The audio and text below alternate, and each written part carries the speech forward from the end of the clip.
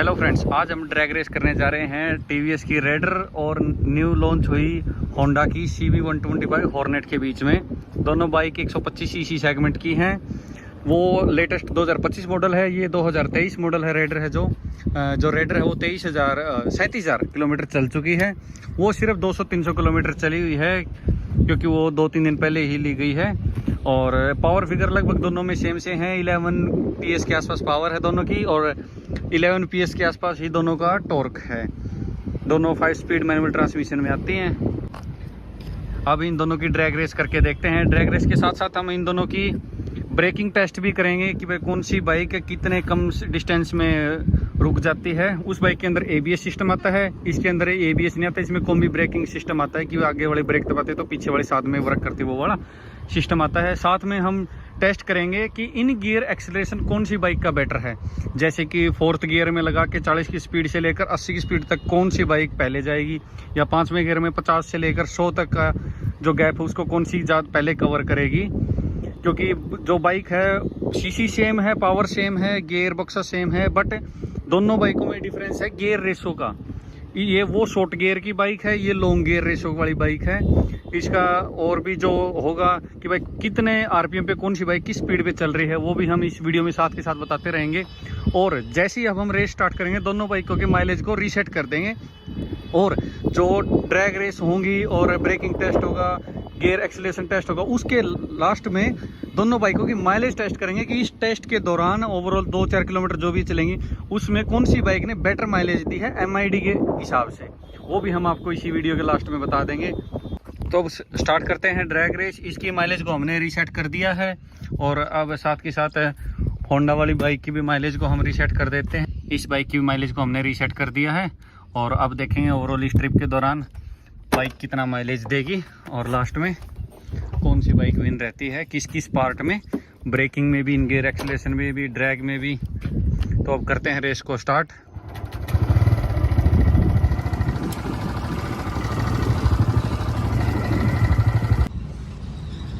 मैं आ चुका हूँ रेडर पे और भाई हैं जो CB125 को चला रहे हैं। इनका वेट है 85 kg के आसपास और मेरा है 72 kg के आसपास। तो 12 से 13 किलो वजन का फ़र्क है। जो रेडर के ऊपर है उनका लाइट वेट है। और अब हम रेस स्टार्ट करते हैं।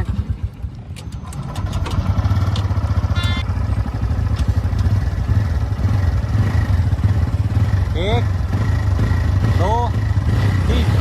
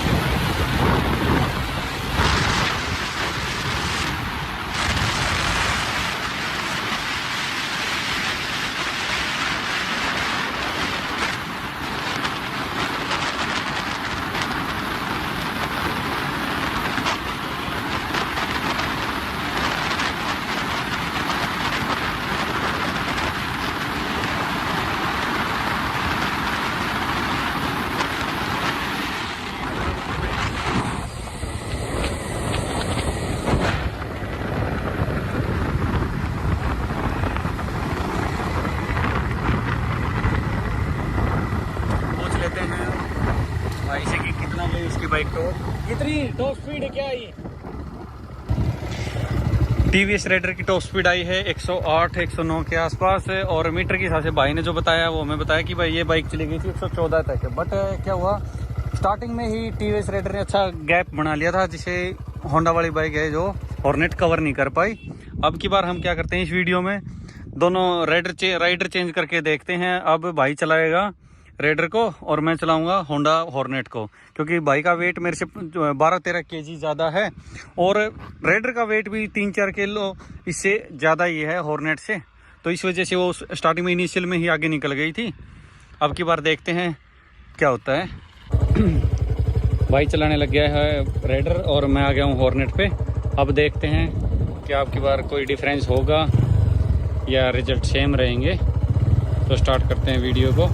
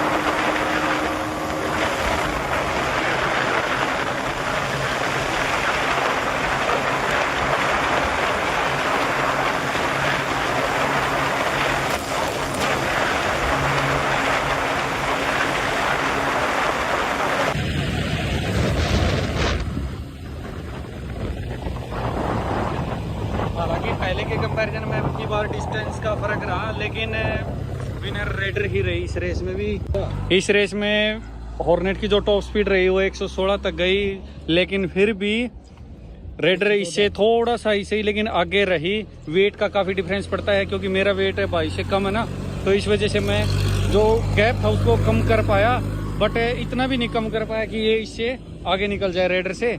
रेडर की भी टॉप स्पीड 114 115 के आसपास रही।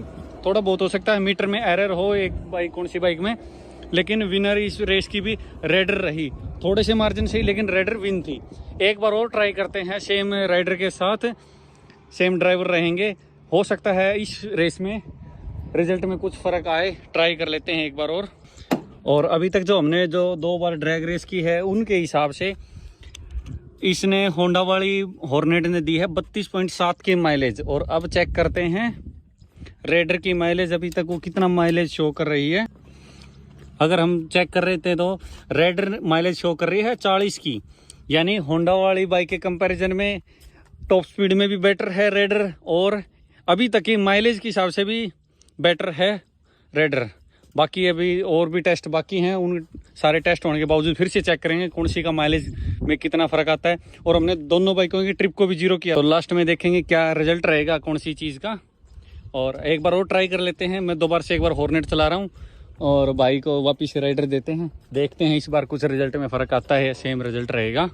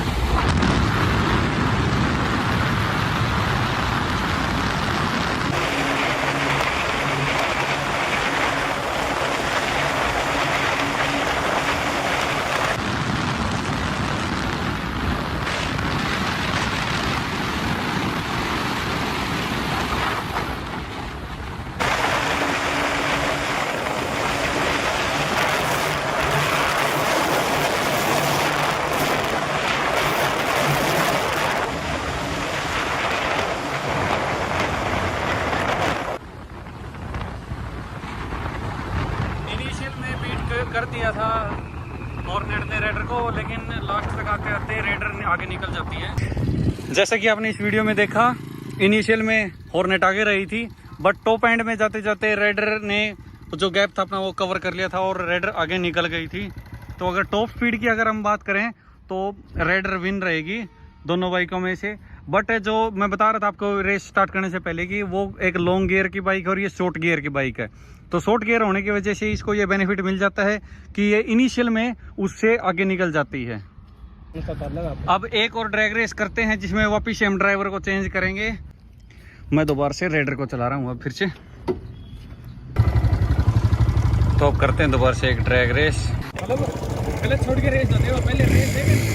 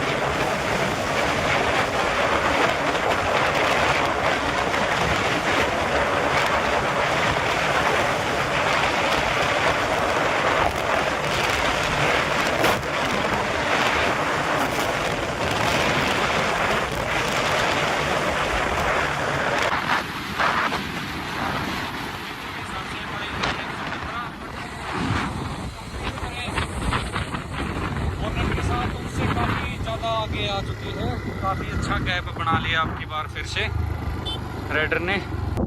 रेडर की टॉप स्पीड रही थी इस वीडियो में 115, लेकिन होंडा चली गई थी, हॉर्नेट चली गई थी 117 तक। लेकिन फिर भी जो गैप पहले ही बना दिया था रेडर ने, उसको कवर नहीं कर पाई। लास्ट तक विन रही इस रेस में भी रेडर। अब चेक करते हैं दोनों बाइकों का इन गियर एक्सेलरेशन।